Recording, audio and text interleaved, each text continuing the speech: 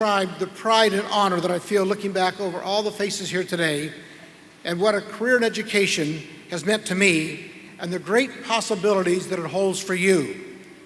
I've worn many hats in my professional and public life. I've been a city councilman, I've been a mayor, I've served in the state senate, and now I'm a member of Congress. But the most rewarding experience that I had, the one where I don't think I would change a thing about it, was to be a teacher. I know not everyone who's graduating here today is headed for the classroom, but I do want to acknowledge those who are headed to the classroom because it so happens that Tuesday was National Teachers Day, and this is National Teachers Appreciation Week. I think every week ought to be Teacher Appreciation Week. But please give yourselves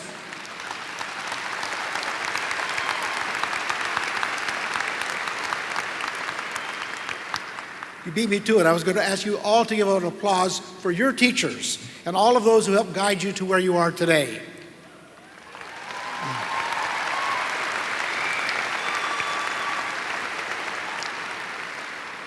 I spent 28 years in the classroom as a government and civics teacher at Tempe High School, my alma mater. My current position as a member of Congress may very well end up being the most rewarding of my whole career. But I have to say teaching is right up there, and it's an important part of who I am today. Let me explain. One of my favorite films is called Mr. Holland's Opus, and I'm sure many of you have seen it. It's about a high school music teacher who near the end of his career, finally gets the opportunity to conduct his own symphony, and I can relate to that. I taught government for all those years, and now I'm in Congress trying to put those lessons into action. But let me tell you, I run into a number of former students that ask me how I like being there. And I always apologize to them and tell them it's not the way I taught it. Like with many experiences in life, I don't think I truly appreciated my career in education until it was over. I remember one night, not long after I retired, when it really hit home to me how much I missed being part of school. I had been in Tucson for the day, was driving back to the valley on a fall Friday night. And as I drove into the valley, I could see all the lights from the high school football games glowing in the sky. And they were just scattered throughout the valley. And I felt an emptiness. I was no longer part of the high school scene. It wasn't so much that I missed high school football games, but I missed the school spirit, the camaraderie that goes along with being part of a community. And that's the sense of community that I want to talk to you about today, because I believe that it is the essence of providing a quality education. As you graduate and enter the world of education, whether it's as a teacher, a counselor, or as an administrator, you too will be joining a community. If you don't become part of that community, if you don't go out and approach your work as just a job, you will be disappointed in your chosen profession. Work is tedious. A job is what you do to collect a paycheck. But if you look upon your vocation as an opportunity to become part of something larger, to contribute to the building of a community, your work will be a labor of love, and your job will be enriching. If you become with your new community, your career will flourish. You will become a valued member of what has to be one of the oldest and certainly the noblest endeavor, education. I remember my first teaching days at Tempe High School. Someone came up and called me Mr. Mitchell. It took a while for me to realize that they were talking to me. Just a few years earlier, I'd been walking those same halls as a student, and now I was their teacher. In fact, my sister was still at Tempe High School when I started teaching, and there was an interesting story. She was a junior, and I taught all seniors as a government teacher, and it was a very small town at the time, one high school, and everyone knew everyone. And my sister walked down the hall and said, "Hi, Harry." And the assistant principals were behind her and called her in and thought that maybe she asked her if she couldn't call me Mr. Mitchell. And she says, "I could never call him Mr." Later that day, I was out on the football field and someone called me Coach. I looked down at my shirt and sure enough, it said Coach. And I guess that made me an expert in the field. As young and inexperienced as I was, I knew that these kids were looking up to me for something, and they believed that I was something special because I was their teacher. And I didn't want to let them down. Their belief in me fueled a belief in myself. It triggered a sense of leadership that has sent me on a pretty interesting journey, to say the least. Throughout my entire 16-year stint as mayor of Tempe, I was also a classroom teacher. It was not my only passion, but teaching certainly helped me guide me as a leader. It gave me a perspective that can easily get lost in politics. Think about all organizations. If you think about the school, at the very top of the elected officials is the school board. From the school board, there's the superintendent. From the superintendent to the principal, from the principal to the department heads, and at the very bottom of the flow chart is the teacher. And every day I would go into the faculty room, and I'm sure it's different today, and you would go to the teacher mailboxes and you pull out all the memos, and you'd say to yourself, if that principal or that school board would ever come down here in the classroom, they wouldn't make those kind of statements. Well, then at noon, I transferred and went to City Hall. And if you look at the flow chart there are the voters, there's the mayor and the council, the city manager, the department heads, and it's the same type of flow chart. And I'm sure that there were people who worked in the city who said, if the mayor would ever get out of that third hall and come down here, he wouldn't make those statements. So I felt I was in a very unique position, that I could see both ends of the organization and the organizational chart. And then, just to keep you honest, all you had to do after each class is go see what was written on the desk. That really kind of kept your head straight. The other thing that was interesting, I ate every day at the Tempe High School cafeteria. And then sometimes I was lucky enough as the mayor to eat at maybe the Biltmore. I said, what a contrast. It was a great way to keep my head straight. So I look back at my teaching career as something that really helped me a great deal in my political life. Although Tempe has always been a fast-growing community, the atmosphere that I remember it as an educator was that it was a small town. As you enter your new school, see if you can bring to your community, your new school community, some of the values and practices that make a small town special. Don't try to impress your colleagues or the students with how much you know. Instead, try to impress them with how nice a person you are, how well you listen, and most importantly, how much you care. Although you'll be getting paid for your work, the key determinant on how successful you will be is how much you volunteer. How much you volunteer your heart and your mind. Think back over the teachers who influenced you through most of your education. The most outstanding teachers were those who volunteered their time, their enthusiasm, their loyalty, creativity, ingenuity, and resourcefulness. The most outstanding teachers are the ones who volunteered their hearts and minds. Now I want you to think about all the education theories that you learned in school. There are huge, heated public debates that are going on all around us about education policy, whether it's about standardized tests, school choice, funding, whole language versus phonics, or what have you. People care and are passionate and opinionated about education. And there's always an ongoing effort to reform education. And as almost everything in this country people want to blame their faults on, they blame it on education, the shortcomings of our schools. But I think, and many people agree with this, I might add, but I think the quote that really gets to the root of our nation's issues with education comes from an eminent historian, Jacques Brazun. Mr. Brazun wrote, "Teaching is not a lost art, but the regard for it is a lost tradition. Hence, tomorrow's problems will not be to get teachers, but to recognize the good ones and not discourage them." These words were written in 1945. The fact is, teachers are not held in high enough esteem, but some of the greatest, most influential people in history of the world were teachers. Socrates, Jesus, Gandhi, Martin Luther King. They were all great teachers of humanity. And from their examples, I think we need to get a head start of what education really is. Education is an act of communication between two human beings, a teacher and a student. If that interaction is successful, one human being is able to communicate to another human being an idea, a thought, a concept. Somehow, a teacher imparts a thought to a pupil and learning takes place.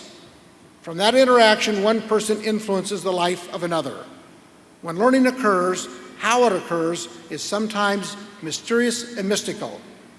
Something happens that can't truly be explained by a book, or by education experts, or by politicians, or by graduation speakers. Now think back to your own education on those teachers who were most successful. To me, the best are the ones who radiate enthusiasm and caring and creativity, the ones who were full of soul. They were able to reach out and arouse the emotions of their students, to make students receptive to knowledge, and to create enthusiasm about learning. Ask any veteran teacher, which former students are the ones most likely to come back after graduation and say thanks? Which ones are the most likely to stay in touch? They're not necessarily the A students. The most appreciative students are usually the ones who are hardest to reach, the ones whose inner potential is buried the deepest.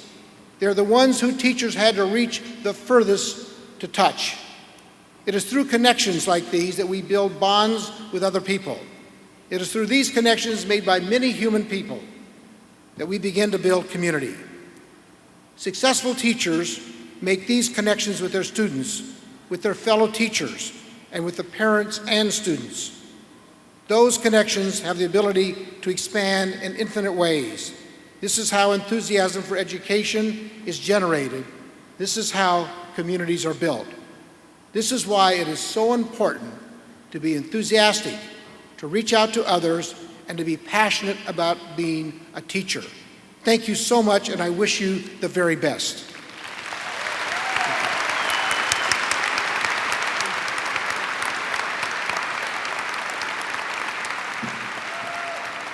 Thank you very much, Congressman Mitchell. On a side note, I knew Congressman Mitchell as Mr. Mitchell because he was my high school government teacher. And I have to say, more than the lessons that I learned from him about government, it's the lessons I learned from him about leadership and integrity that I remember the most. Thank you. Dean Hind will now present the Moore Award recipients. Thank you very much. I had a chance to get to know Harry here a little bit before this convocation, and he was speaking with incredible pride about his former graduates, Kathy being one of them, and all of the accomplishments. Some have gone on into the military. He now writes letters to help students get into the military academies. He was so proud of his students. But you know, one of the things that really struck me as he was talking about his students, how incredibly proud they must be of you as well.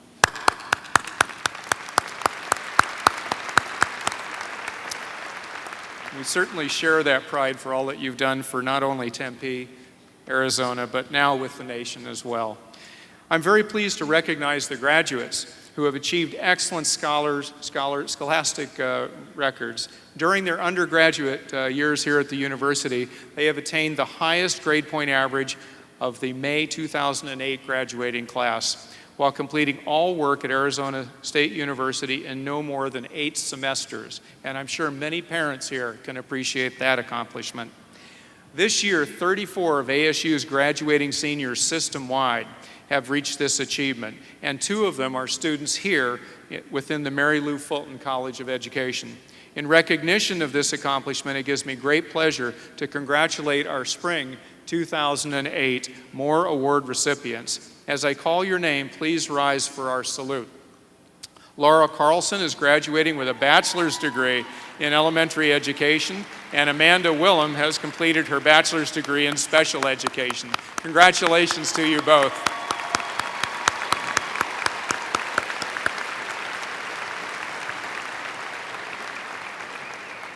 And this just may give me a brief opportunity to tell you that all of you, not just those that we're celebrating publicly here as well, all of you made an incredibly smart decision many years ago, no matter how long it's taken you to graduate, because you chose to become a teacher and receive that teacher training here at the Mary Lou Fulton College of Education.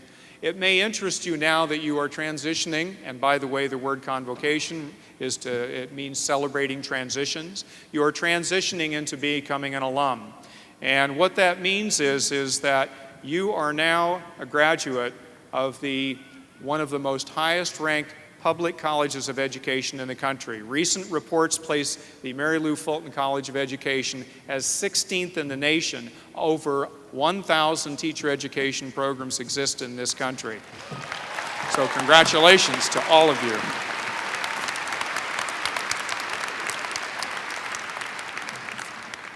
Now it's my pleasure to recognize 6 students who have earned the Spring 2008 Outstanding Student Teacher Awards.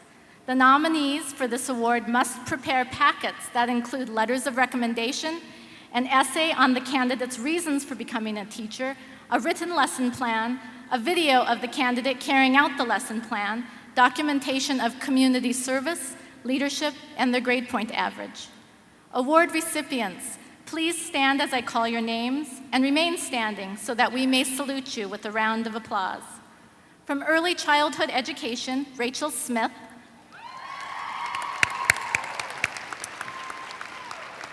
From Elementary Education, Kenneth Bringleson and Lindsay Florhog.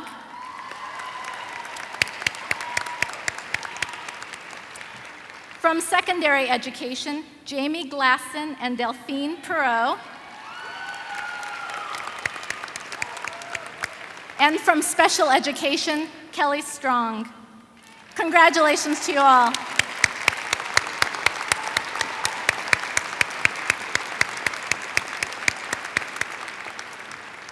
To continue the program, I'd like to welcome Michael DiGirolamo, a proud Spring 2007 graduate of the Fulton College, to the podium. As an undergraduate, Michael was a model student leader. From his earliest days at ASU and as a student within our college, he dedicated himself to excellence in scholarship and service to the campus community. In May 2007, a year ago, we were pleased to recognize him for his extraordinary leadership and community contributions with the Outstanding Graduate Award.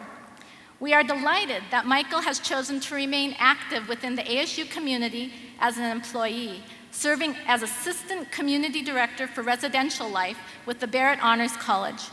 He's also pursuing a master's degree in higher and post-secondary education with us, the Fulton College. Today, Michael has the honor of presenting the 2008 Outstanding Graduate Award. Michael. Thank you, Dr. Nakagawa. Good afternoon. If you weren't awake, now you are. It is a great privilege and pleasure for me to be here with you this afternoon to celebrate this momentous occasion with all of you. And I am particularly honored that I was asked to present this year's ASU Alumni Association Outstanding Graduate Award for the Mary Lou Fulton College of Education. There are those students who maximize the opportunities presented to them, who excel in their academic efforts, lead in community and service endeavors, undertake new challenges, and who impressively balance these activities with the added responsibilities of everyday life and just being a college student. This describes Jenna Waldrop to a T. Would you please join me at the podium, Jenna?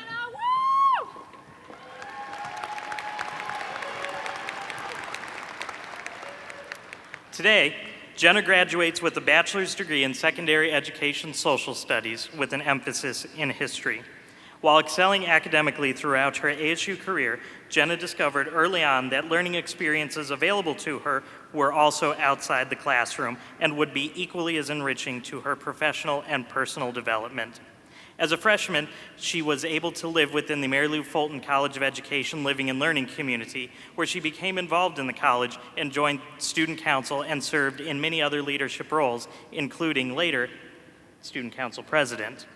As an upperclassman, she became a resident assistant for Residential Life, mentored freshmen in education majors, and assisted in the teaching of the college's freshman success class. In addition to this, I'd like to point out for 2 of those years, she was the resident assistant for the College of Education Residential College. Also, wishing to expand her interaction with secondary students, Jenna became a student orientation leader and took on the role of facilitator in working in collaboration with the Arizona Department of Education and the Future Educators Academy.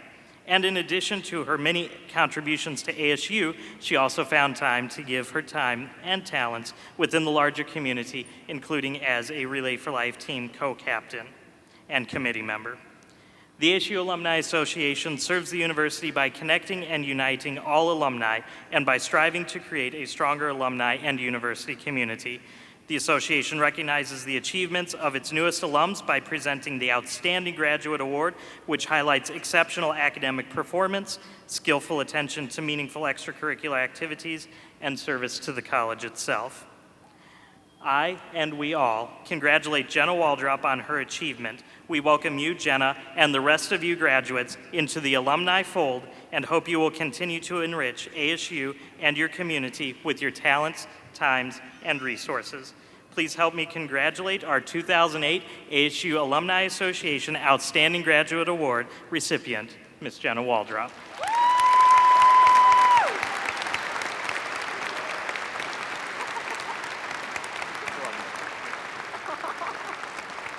That's a good picture. Okay. Thank you, Michael. You have to excuse me, I haven't been student teaching in about a week, so if I'm kind of rusty at this, I'm sorry. So today is a day that I've been waiting for and dreading for the past 4 years.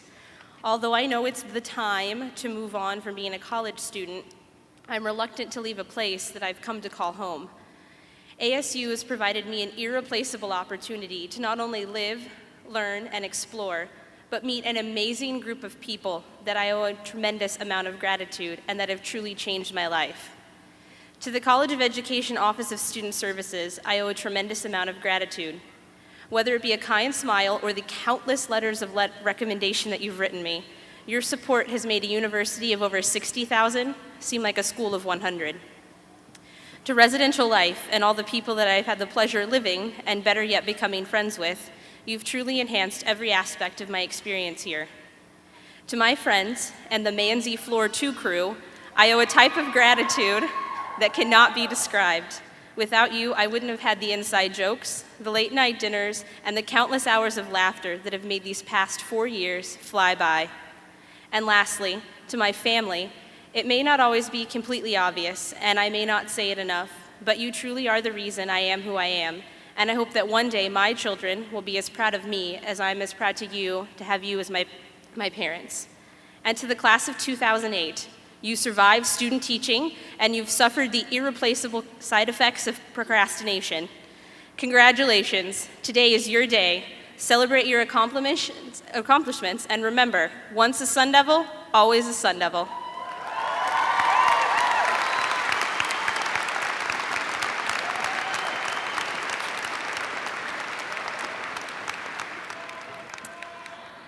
We now approach that portion of the program in which we will individually recognize the degree and certificate graduates. Dr. Marianne Santos de Barona, Professor and Interim Director of the Division of Curriculum and Instruction, and Dr. Sharon Cortman, Director of the Beginning Educator Support Team, will present the graduates in attendance this afternoon. A special thanks to you both for accepting this important role in our program.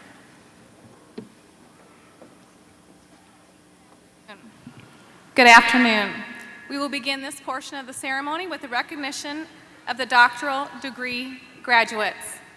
The doctorate is the highest academic degree that one can achieve.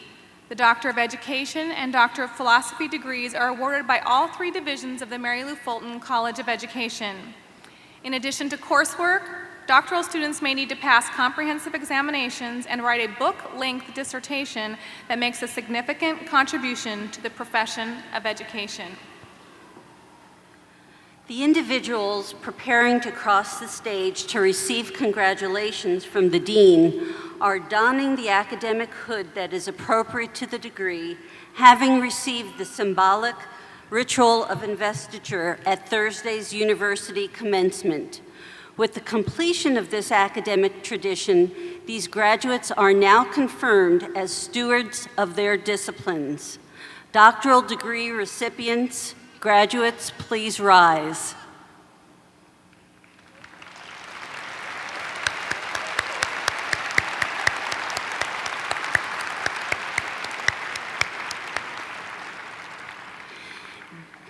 Dean Hind, it is my pleasure to present these graduates. They have fulfilled all requirements for these degrees and are worthy of that distinction. Thank you.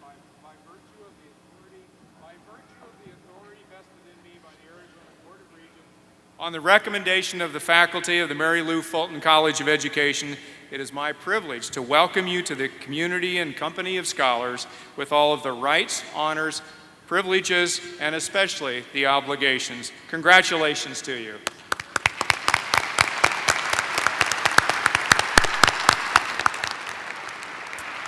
Graduates, prepare to follow the ushers who will guide you to the stairs on your right so that you may approach the stage and be recognized.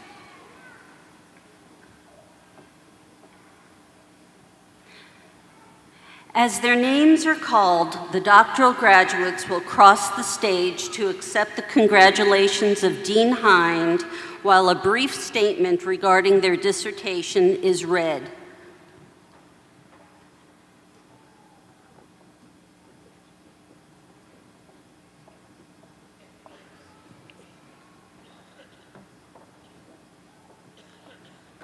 Holly W. Carpenter, dissertation title, The Development of a Conceptual Framework to Understand Statewide Articulation System Design.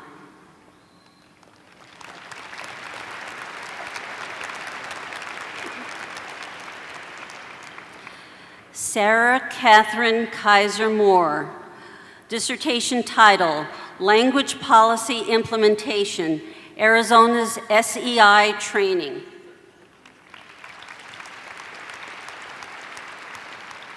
Matthew Paul Griswold, Collegiate Scholars, a case study of high school students enrolled in college-level courses. Michael Craig Simmons, the high school counselor's role in advising students' future career goals in diverse school settings.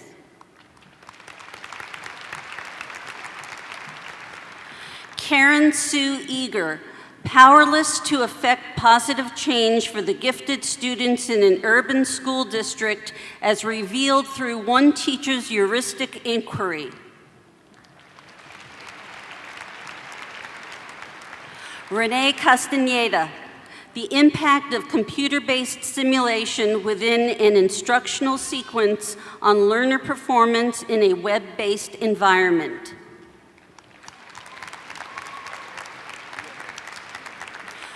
Wendy Jocelyn Farr, the effects of video modeling on leisure time activities for learners with severe special needs.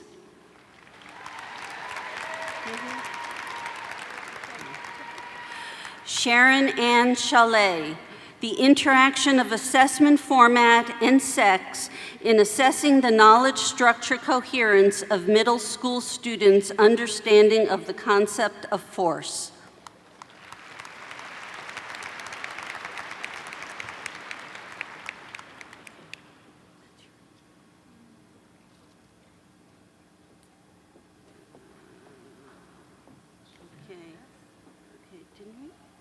He did that already. Okay. Please join me in applauding the doctoral degree graduates.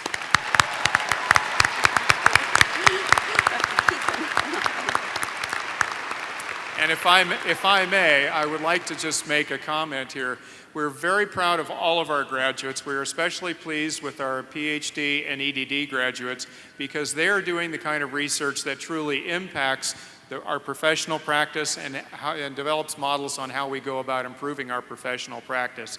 Hence, we're reading their dissertation titles so that you might have an opportunity to really learn a little bit about the kinds of issues that our doctoral students are taking a look at, examining, so we might all profit in the greater academic community.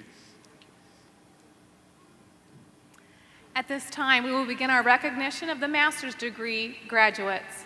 Master's degrees are awarded by all three divisions of the Mary Lou Fulton College of Education in more than 20 concentration areas that span the fields of curriculum and instruction, educational leadership and policy studies, and psychology in education. Master's degree graduates within the college have completed 30 to 60 credit hours beyond the bachelor's degree. Master's degree recipients, please rise.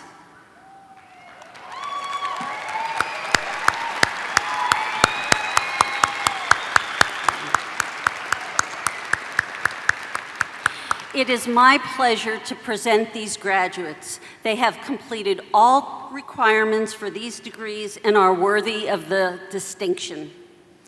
By virtue of the authority vested in me by the Arizona Board of Regents, on the recommendation of the faculty and the Mary